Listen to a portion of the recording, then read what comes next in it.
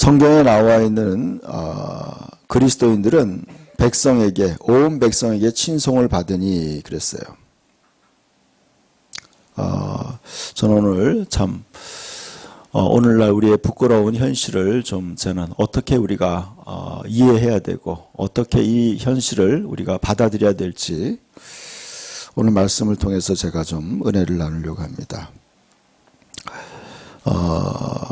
요즘에 우리 여러분이 다 아실 거예요. 어린아이가 입양해서, 그것도 그리스도인들의 가정이에요.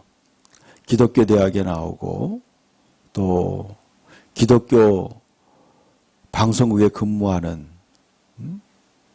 또 목사의 가정에서 태어난 그러한 부부가 어린아이를 입양해서 죽음에 이르게까지 그렇게 괴롭히고 구타하고 그래서 결국엔 죽게 만든 이 엄청난 사건이 우리나라에 일어났죠.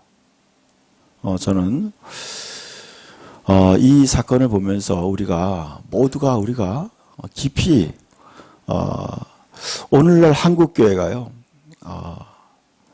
변질되고 썩었다고 저는 생각해요.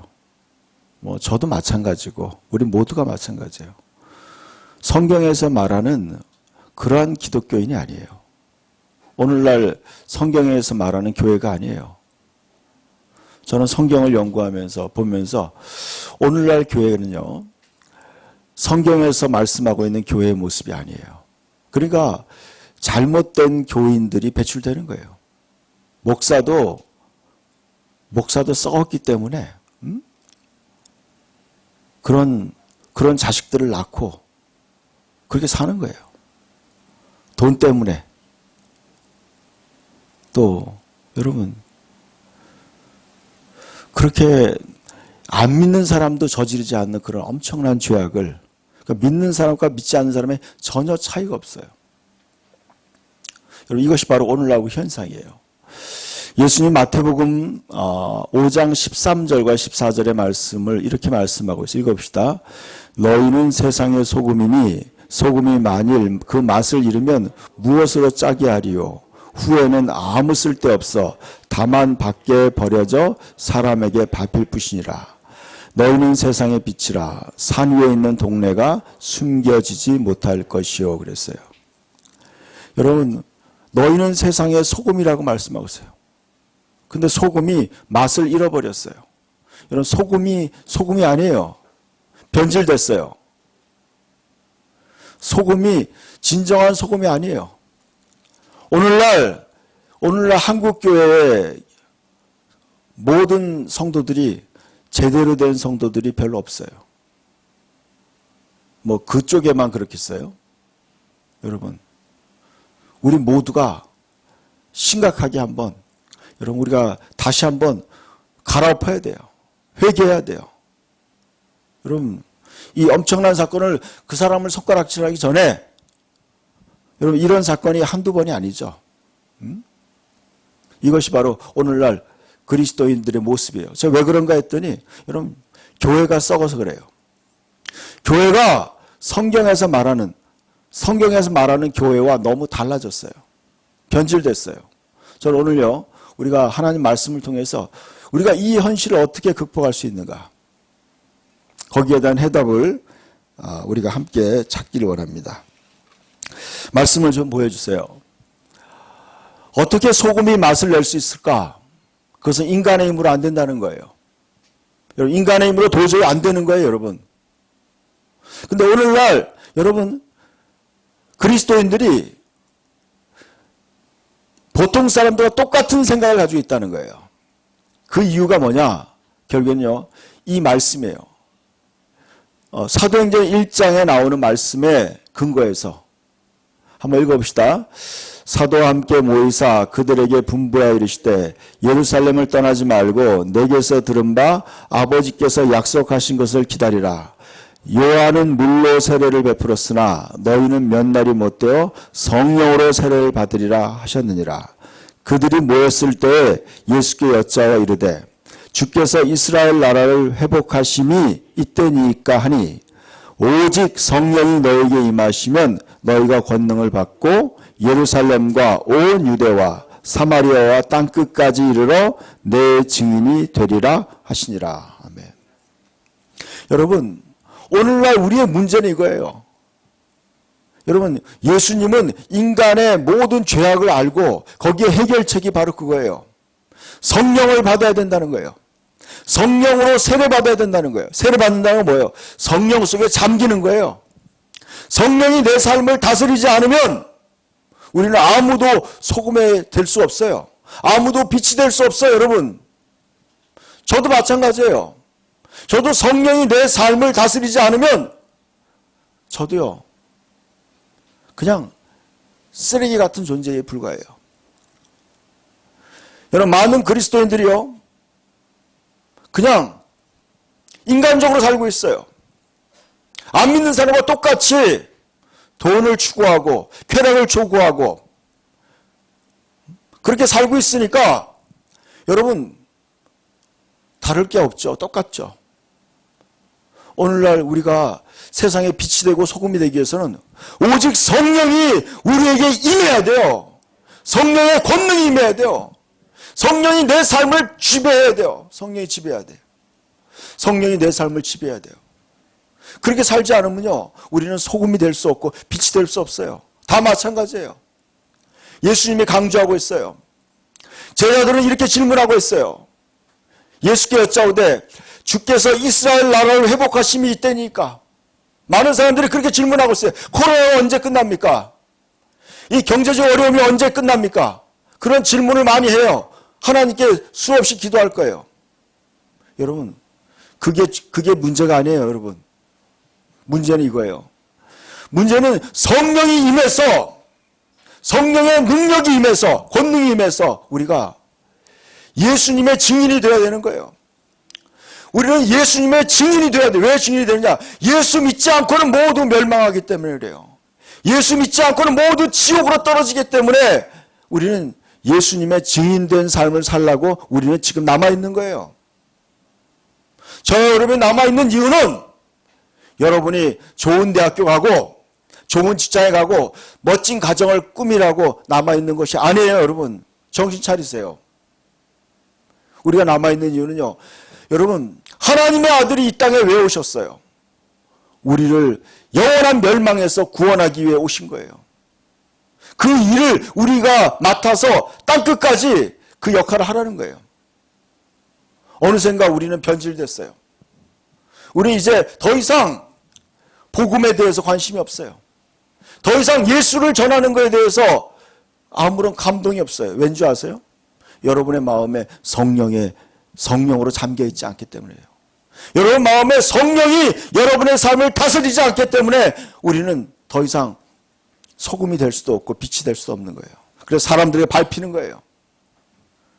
사람에게 밟히고 쓸모없어지는 거예요.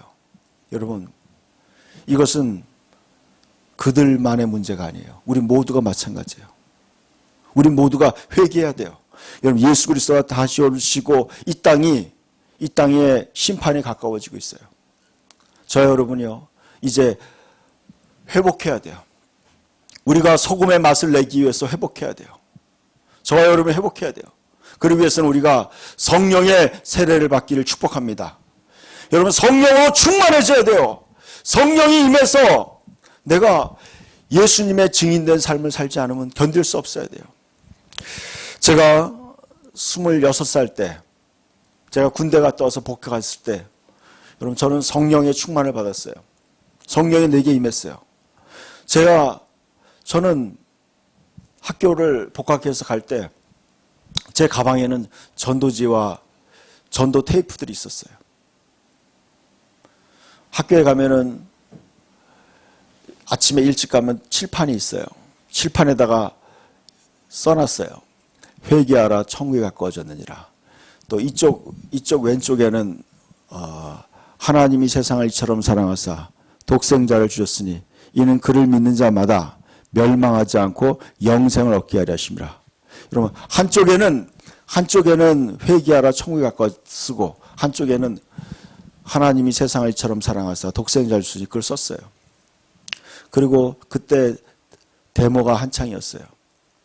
제가 모조지 전지에다가 대자보를 썼어요. 회개하라. 우리 모두가 회개해야 된다. 써가지고 제가 학생 식당에 붙이고 교수회관 식당에 붙였어요. 그리고 버스 안에서도 전도했어요. 여러분, 성령이 임하면요, 사람이 예수의 증인이 되는 거예요. 여러분 사람들은요, 지금 다 죽어가고 있어요. 여러분, 코로나가 중요한 게 아니에요. 여러분, 예수를 못 믿어서, 예수를 안 믿어서 죽는 거예요, 여러분. 예수를 안 믿어서 영원한 멸망에 빠지는 거예요.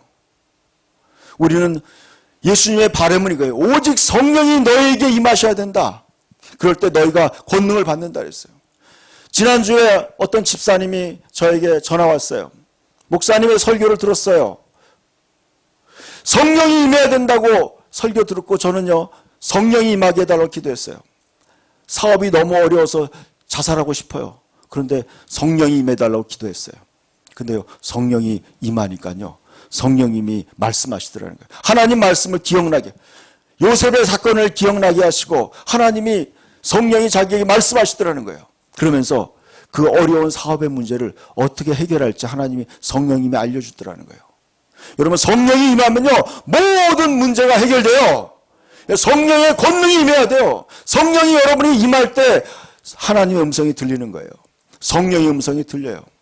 그리고 여러분이 예수님의 증인된 삶을 살 수 있어요. 인간의 힘으로는 살 수 없어요. 우리 인간의 힘으로는 아무도 빛이 될 수 없고 소금이 될 수 없어요. 여러분, 성령이 임하기를 축복합니다. 성령이 임하면 다음 말씀 보여주세요. 여러분, 사도행전 2장 17절에 베드로가 요엘서를 인용해서 이렇게 말씀하고 있어요. 읽어봅시다. 하나님이 말씀하시기를 말세에 내가 내 영을 모든 육체에게 부어주리니 너희 자녀들은 예언할 것이요 너희 젊은이들은 환상을 보고 너희 늙은이들은 꿈을 꾸리라. 그때 내가 내 영을 내 남종과 여종에게 부어주리니 그들이 예언할 것이요 또 내가 위로는 하늘에서는 기사와 아래에서는 땅에서는 징조를 베풀리니 곧 피와 불과 연기로다. 주의 크고 영화로운 날이 이르기 전에 해가 변하여 어두워지고 달이 변하여 피가 되리라. 누구든지 주의 이름을 부르는 자는 구원을 받으리라 하였느니라. 아멘. 여러분, 하나님이 말씀하셨어요. 하나님이 말씀하셨어요. 말세에 내가 내 영을, 하나님의 영, 하나님의 생명을 모든 육체에게 부어주리니 그랬어요. 여러분, 인간의 죄악된 생명으로는 아무도 인간답게 살 수가 없어요. 하나님의 형상을 닮은 거룩한 삶을 살 수가 없어요. 오로지 하나님의 성령이 임해야 돼요. 여러분, 지금 우리가 이 하나님의 약속대로 여러분이 성령을 받으시길 축원합니다. 성령이 임하길 축원합니다. 성령이 너희에게 내 영을 모든 육체에게 부어주리니 그랬어요. 너희 자녀들은 예언할 것이라고 그랬어요. 여러분, 예언하시길 축복합니다. 제가요, 대학교 때 하나님의 예언이 저에게 임했어요. LA에 지진이 날 거라는 예언이 임했어요. 그러고 난 다음에 얼마 안 있다가 지진이 났어요. 여러분, 성령이 임하면요, 그때 여러분, 러시아가 그때 소련이 공산주의였어요. 근데 하나님이 저에게 꿈으로 보여주시더라고요. 러시아에 우리나라 조영기 목사님이 러시아에 가서 설교하는 걸 보여줬어요. 그리고 몇 년 후에 진짜 러시아가 열려서 조영기 목사님이 가서 설교하는 걸 봤어요. 여러분, 성령이 임하니까요, 예언하게 되고 환상을 보게 되고 꿈을 꾸게 되는 거예요. 여러분, 성령이 임하면 여러분 장래일을 알게 해서요. 여러분 미래가, 하나님이 여러분 미래를 보여주시는 거예요. 미래를 준비하게 하세요. 여러분, 요셉은 꿈을 꿨어요. 그가 영광스러운 미래가 올 것이라는 하나님이 꿈을 주셨어요. 여러분, 그 꿈이 있었기 때문에 요셉은 그 어려운 시련을 이겨낼 수 있었어요. 여러분에게 하나님이 꿈을 주시길 축복합니다. 여러분, 하나님께서 여러분에게 환상을 보여주길 축복합니다. 여러분에게 임할 거예요. 아멘? 여러분, 여러분에게 성령이 임하면 여러분이요, 예언할 것이에요. 여러분 장래일을 알게 될 거예요. 여러분 앞으로 이 세계가 어떻게 전할 것인가, 변할 것인가 알게 돼요. 여러분 하나님이 알려주세요. 여러분 모두에게, 여러분 어떤 목사나 선지 그런 사람만이 아니에요. 여러분 모든 육체가 다, 어린아이들도 마찬가지예요. 제가 환상을 보기 전에, 제가 주일학교 교사였을 때 4학년 꼬마애가 환상을 보더라고요. 제가 환상 보기 전에. 여러분 성령이 임하니까요, 초등학교 4학년 애가 환상을 보더라고. 여러분이 이 성경의 예언의 말씀대로 그대로 이루어질 거예요. 여러분 이 말씀대로 이루어지길 축복합니다. 여러분이 예언하게 돼요. 환상을 보게 돼요. 꿈을 꾸게 돼요. 여러분 장래일을 알게 되는 거예요. 그럴 때 어떻게 돼요? 하나님이 또 뭐예요? 이제는 우리가 어떤 사람이 되는 거예요? 우리가 곧 선지자가 되는 거예요. 우리가 예수님의 증인이 된 삶을 사는 거예요. 모든 육체가, 모든 그리스도인들이 다 그렇게 사는 거예요. 너무나 영광스러운 거예요. 옛날에는요, 누구에게 성령이 임했어요? 왕과 제사장과 선지자에게만 성령이 임했어요. 일반 하나님의 백성들에게 성령을 구경도 못했어요. 경험할 수 없었어요. 그런 위대한 성령이 여러분에게 임하시길 축복합니다. 그 영을 주겠다고 약속하신 거예요. 여러분 믿음으로 기도하셔야 돼요.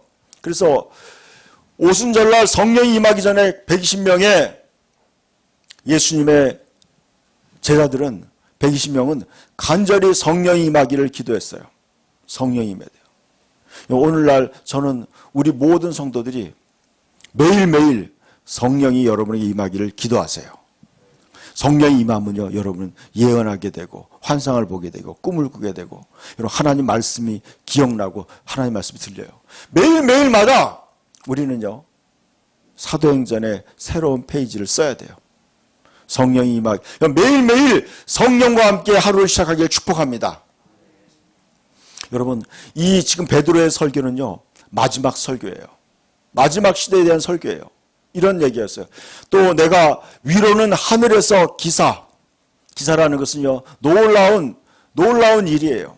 땅 아래에서는 징조를 베풀리니, 이 징조라는 건 사인이에요. 하나님의 말씀대로 이루어진다는 사인을 보여준다는 거예요. 곧 피와 불과 연기로다. 주의 크고 영화로운 날이 이르기 전에 그랬어요. 이 날이 뭐예요? 주님의 크고 영화로운 날이 온다는 거예요. 예수님이 그 영광과 함께, 그 천사장과 함께, 천사들과 함께, 또 먼저 간 하늘나라에 간 성도들과 함께 예수 그리스도가 오는 영광스러운 날이 온다는 거예요. 그 날이에요. 그날이 오고 있다는 거예요. 그날이 올 때 어떻게 돼요? 해가 변하여 어두워지고 달이 변하여 피가 되리라 그랬어요. 그런 날이 오고 있어요, 여러분. 누구든지 주의 이름을 부르는 자는 구원을 받으리라. 아멘. 여러분, 우리는 지금 이 시대를 살고 있어요. 그 다음 말씀도 보여주세요. 이 베드로의 설교를 듣고요, 37절부터 읽어봅시다. 그들이 이 말을 듣고 마음에 찔려 베드로와 다른 사도들에게 물어 이르되, 형제들아 우리가 어찌할꼬 하거늘. 베드로가 이르되, 너희가 회개하여 각각 예수 그리스도의 이름으로 세례를 받고 죄 사함을 받으라. 그리하면 성령을 선물로 받으리니. 아멘. 여러분 우리가 지금 해야 될 일이 뭔지 아세요? 매일매일 우리가 회개해야 돼요. 여러분 아셔야 돼요. 매일매일 회개하셔야 돼요. 회개해야 돼요. 회개는 뭐예요? 하나님께로 집중해서 돌아가는 거예요. 회개라는 건 유턴하는 거예요. 하나님과 멀어진 삶에서 다시 돌아오는 거예요. 여러분의 관심과 생각이 하나님께 다시 돌아오는 게 회개예요. 하나님 중심으로 생각하는 거예요. 하나님이 왕이에요. 하나님이 하나님 되심을 인정하는 거예요. 회개하는 거예요. 매일매일 회개하세요. 그리고 각각 예수 그리스도 여러분 세례를 받으라. 매일매일 여러분이 세례를 받으시길 축복합니다. 그 세례는 뭐예요? 그 안에 잠기는 거예요. 예수 그리스도 안에 잠기는 거예요. 예수님 안에 잠기길 축복합니다. 내 안에 예수 그리스도로 채워져야 돼요. 내가 예수님 안에 잠겨야 돼요. 그리스도와 내가 하나가 되는 거예요. 그러면 죄 사함을 받게 돼요. 내 죄가 깨끗이 씻겨져요. 매일매일 여러분 하루는 인생의 축소판이에요. 여러분, 우리가 잠드는 건 죽는 걸 연습하는 거예요. 아침에 해가 뜨고 우리가 일어나는 것은요, 새로운 삶을 시작하는 거예요. 매일매일 우리는요, 새로운 인생을 시작하는 거예요. 그럴 때 어떻게 돼요? 성령을 선물로 받는 거예요. 여러분, 그거 경험하셔야 돼요. 여러분, 매일매일 이걸 해보니까 제가 이걸 경험해요. 성령이 나에게 임하는 거예요. 그러면서 완전히 하루가 새로워져요. 그날 성령과 함께 새로운 하루를 시작하게 되는 거예요. 이럴 때 빛과 소금의 역할을 감당하게 돼요. 그러지 않고는요, 아무도 소금과 빛이 될 수 없어요. 여러분, 하루를 잘 사는 사람은요, 일주일을 잘 살 수 있어요. 일주일을 잘 사는 사람은 한 달을 잘 살 수 있어요. 한 달 잘 사는 사람은 1년 잘 살 수 있어요. 그런 사람은요, 평생을 잘 사는 거예요. 여러분, 하루가 중요해요. 하루를 갖다가 천년처럼 생각하고 사는 거예요. 매일매일 우리는요, 매일매일 회개해야 돼요. 예수의 이름으로 세례를 받는 거예요. 예수님 안에 더 깊이 들어가는 거예요. 그리고 우리는 죄사함을 받고 성령을 충만해서 성령이 나에게 권능으로 임해야 돼요. 성령의 두나미스라고 그래요. 권능이라는 게. 이것에서 다이나마이트라는 단어가 나온 거예요. 여러분, 성령이 여러분이 임하시면요, 여러분 모든 문제가 다 해결돼요. 여러분, 인간의 모든 문제가 성령으로 다 해결되는 거예요. 아멘? 제가 어저께 제 아내가 저에게 뭘 부탁했어요. 냄비 뚜껑이 망가져가지고 저한테 고쳐달라고 부탁을 하더라고요. 냄비가 너무 타가지고요, 이 뚜껑이 녹아가지고 이제 나사가 빠진 거예요. 이 엄청난 숙제를 제가 안고선 해결이 안 되는 거야. 그러니까 기도했어요. 하나님, 성령님 도와달라고. 그러니까 성령님이 아이디어를 준 거야. 그래서 제가요, 완벽하게 고쳤어요. 막상 고치고 나니까 쉬운데 고치기 전에는 어려운 거예요. 여러분, 성령이 우리의 삶의 모든 부분을 다 여러분이 인도해 주시고 함께한 줄 믿습니다. 성령의 능력이 여러분에게 임하길 축복합니다. 여러분, 성령님과 함께 사는 삶이요, 얼마나 불가능한 것이 없는 거예요. 성령은 생명의 길로 인도하는 거예요.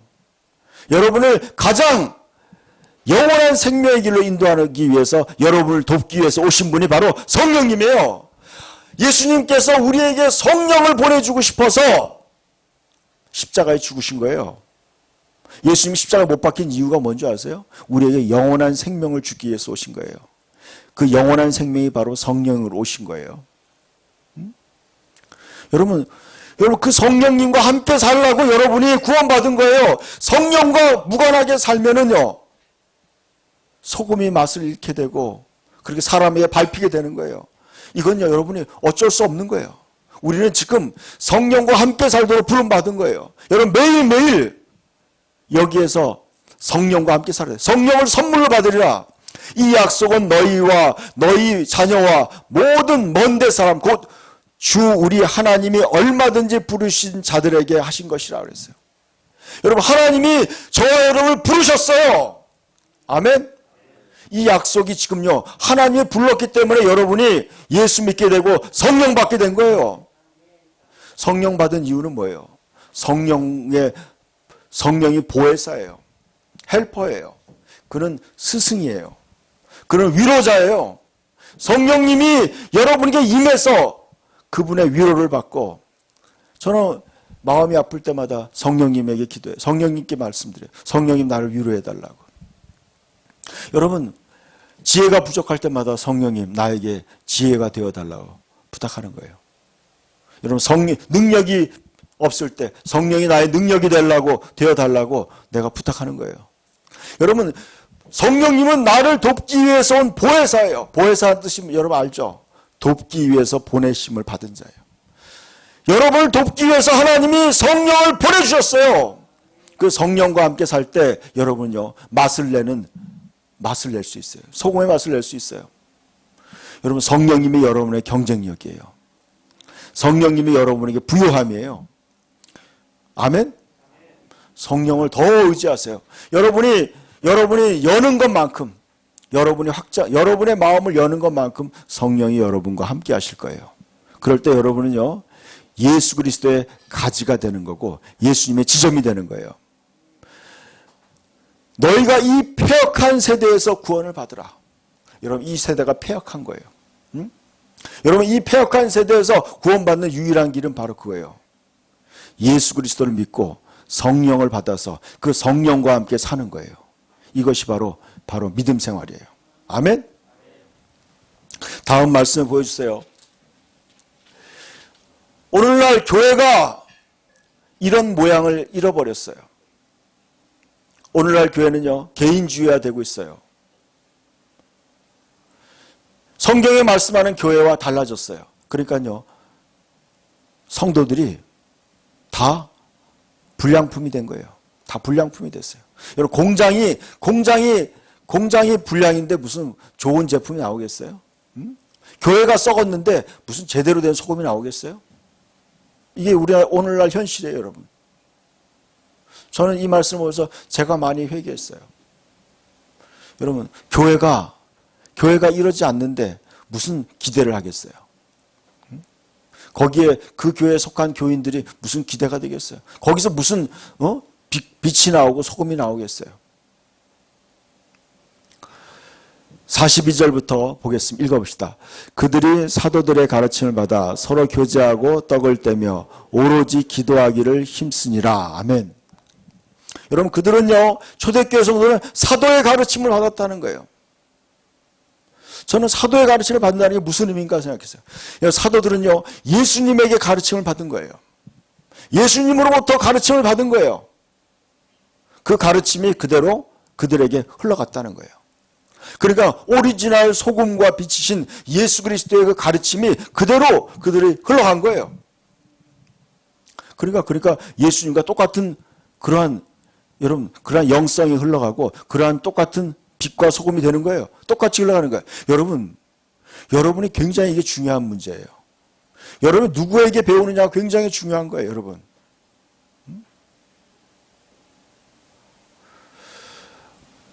그리고 가르침을 받았어요. 그 다음에 서로 교제했다는 거예요. 서로 교제했어요. 교제한다는 건요, 서로, 여러분, 동일한 믿음을 가진 사람, 동일한 진리를 깨달은 사람들끼리 교제했어요. 그러면서 어떻게 돼요? 그들은 동일한 공감대를 형성한 거예요. 야, 우리가 이렇게 살아야 되는구나. 이 가르침대로, 사도들이 가르친 대로, 예수님의 그 가르친 대로, 그 진리대로 살아야 되는구나. 그리고 교제하는 거예요. 그렇게 똑같은 교제를 하는 거예요. 동일한 가치관을 가지고 그렇게 사는 거예요. 그리고 떡을 떼며 그랬어요. 떡을 뗀다는 건 성찬을 의미하는 거예요. 성찬. 예수님이 떡을 떼면서 그랬어요. 이것은 내 몸이다. 내 피다. 이것은 뭐예요? 이 성찬이라는 건 예수 그리스도와 하나됨이에요. 그들은 서로 하나가 된 거예요. 아멘? 여러분, 예수 그리스도와 하나 된 것을 그들은 언약하는 거예요. 그게 성찬식이에요. 그리고 그들은 오로지 기도하기를 힘쓰니라. 아멘. 제가 요즘에 이 말씀에 굉장한 회개를 느껴요. 더 기도해야 되는구나. 제가 요즘에 어떤 분의 간증을 들으면서 6시간을 하루에 6시간씩 기도한대요. 어떤 선교사님이. 어떤 사람 보니까 4시간씩 기도한다 그러는 거예요. 제가 막 회개가 되더라고요. 여러분, 기도하기를 힘쓰기를 축복합니다. 오로지 기도하기를 힘쓰니라. 여러분, 여기에 비밀이 있어요, 여러분. 여러분, 기도의 비밀이 있어요. 여러분, 기도의 시간을 늘리세요. 더 많이 기도하셔야 돼요. 아멘? 여러분이 기도하면 기도할수록 하나님께 더 깊은 은혜를 받아요. 하나님과 더 가까워지는 거예요. 기도하면 기도할수록 여러분이 순결해져요. 하나님과 하나가 되는 거예요. 기도에 힘쓰기를 축복합니다. 여러분, 시간을 구별해서 기도의 시간을 따로 만드셔야 돼요. 핸드폰을 무음으로 두고 기도하세요. 여러분, 모든 사람과 단절하고 기도의 시간을 가지세요. 오로지 기도하기를 힘쓰기를 축복합니다. 여러분, 기도할 때요, 여러분 기도 속에서 하나님의 놀라운 일을 발견하게 돼요. 크고 비밀한 일을 깨닫게 돼요. 환상을 보게 되고 말씀을 듣게 되고 문제가 해결되는 거예요. 여러분, 기도 속에서 하나님 만나기를 축복합니다. 여러분, 텔레비전이나 유튜브나 이런 거 많이 봐도 별거 없어요. 여러분, 해결이 안 돼요. 하나님께 기도할 때 해결이 돼요. 아멘? 기도의 시간을 더 가져야 돼요. 이것이 바로 초대교회 교인들의 모습이에요. 여러분, 이렇게 살지 않으면요, 여러분은 가짜가 될 수밖에 없어요. 오늘 이 말씀대로 여러분이 하나님의 말씀의 가르침을 받아야 돼요. 올바른 가르침을 받아야 돼. 그리고 서로 믿음의 교제를 해야 돼요. 그리고 또 뭐예요? 기도하기를 힘써야 돼. 43절에 보니까 사람마다 두려워하는데 사도들을 말미암아 기사와 표적이 많이 나타났다. 제가 이 말씀을 읽으면서 회개했어요. 하나님, 저를 통해서 기사와 표적이 많이 일어나게 해달라 기도했어요. 여러분, 앞으로 더 많이 일어나기를 축복합니다. 여러분, 여러분이 기도하고 말씀을 나누고 할 때 하나님의 따르는 기적이 나타나는 거예요. 기적이 나타나더라고요. 여러분, 안수하니까 성령의 불이 임하고요. 질병이 치료되더라고요. 여러분, 더 많이 나타나기를 축복합니다. 저는 이걸 위해서 더 기도할 거예요. 44절 읽어봅시다. 믿는 사람이 다 함께 있어 모든 물건을 서로 통용하고 또 재산과 소유를 팔아 각 사람의 필요를 따라 나눠주며 날마다 마음을 같이하여 성전에 모이기를 힘쓰고 집에서 떡을 떼며 기쁨과 순전한 마음으로 음식을 먹고 하나님을 찬미하며 또 온 백성에게 칭송을 받으니 주께서 구원받는 사람을 날마다 더하게 하시니라. 아멘. 여러분, 44절 보세요. 믿는 사람이 다 함께 있어 서로 물건을 통용했다 그랬어요. 여러분, 오늘날요 거리 두기를 하고 있어요. 여러분, 거리 두기를 해도요 가족끼리는 모여야죠. 여러분, 하나님의 자녀들은요 한 가족이에요.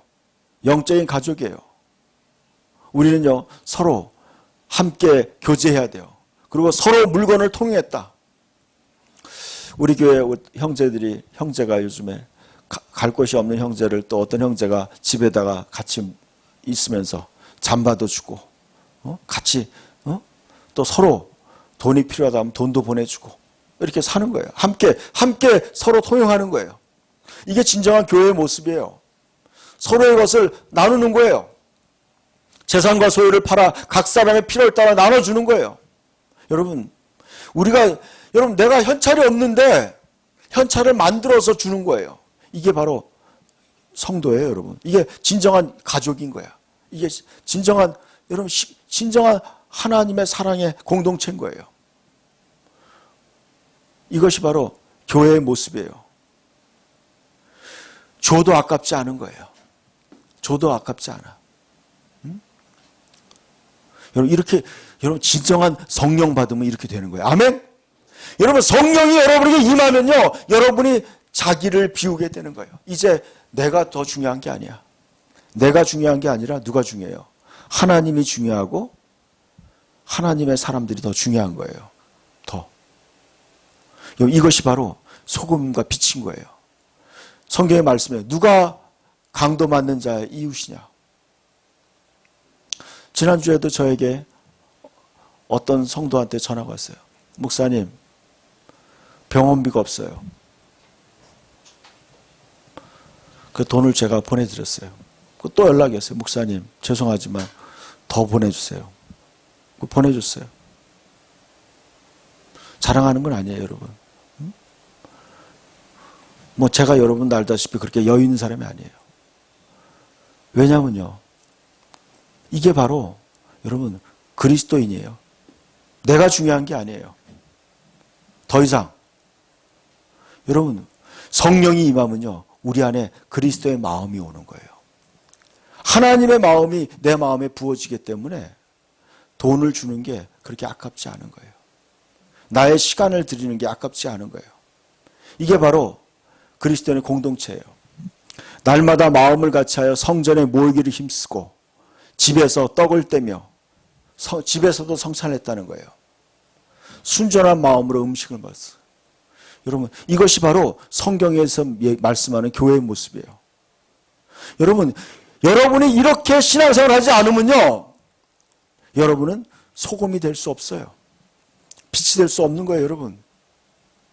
우리는 지금 이제 회개라는 건 이거예요. 하나님의 말씀으로 돌아가는 거예요. 여러분, 하나님 말씀으로 돌아가시길 축복합니다. 그럴 때 하나님을 그들은 찬양했어요. 온 백성에게 칭송받은 거예요. 여러분, 이렇게 할 때 여러분 교회가 세상에 칭찬받을 거예요.